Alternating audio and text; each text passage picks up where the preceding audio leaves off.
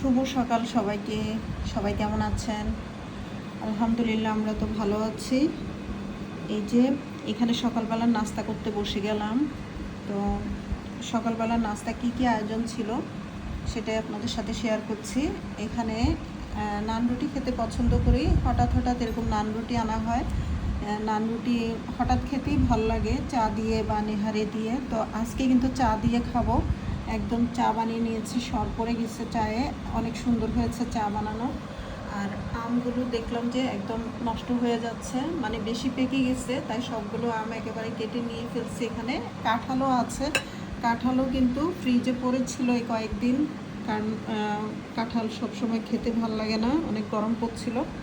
তো কাঁঠালের সম্ভবত কাঁঠালটা খাওয়া হবে না, বিচি ছাড়াই নিব।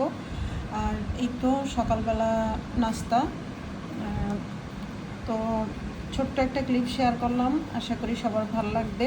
ভালো লাগলে লাইক কমেন্টস করবেন, সাবস্ক্রাইব করবেন। যে যেখান থেকে দেখবেন আমার ইউটিউব চ্যানেল ইয়াসমিন মিথিকাস ক্রিয়েশনস, ওখান থেকে যদি দেখেন ওখানে সাবস্ক্রাইব করে আমার ভিডিওগুলো দেখার চেষ্টা করবেন। আর আপনারা কি দিয়ে খেতে পছন্দ করেন, সকালবেলা কি নাস্তা করেন? আমরা তো বেশিরভাগ ডিম ভাজি আর পরোটা খাই, রুটিও খাওয়া হয় মাঝে মাঝে। তো ঠিক আছে, এই যে আমি 1 মগ পানি নিয়ে নিলাম। শুরুতেই আমি খালি পেটে 1 মগ পানি খেয়ে নিব। এটা খেলে অনেকক্ষণ ক্ষুধাও লাগে না, যদিও আমি আজকে চা করে ফেলছি তাই খেয়ে ফেলবো, কিন্তু অন্যদিন একটু আগে পানি খাই। তা আগে পানি খেয়ে কিন্তু 1 ঘন্টার মতো থাকতে পারি আমি।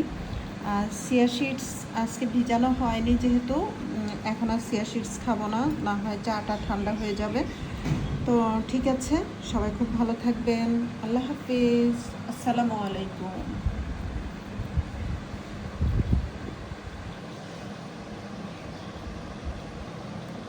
ছেলের বাবা কিন্তু খেয়ে নিয়েছে, এখন আমি খাবো।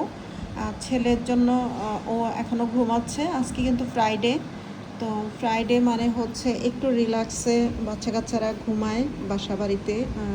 আর বাচ্চার বাবার যেহেতু অভ্যেস সকালবেলা উঠে যাওয়া, তাই ও উঠে গেছে, ওকে নাস্তা করে দিয়েছে।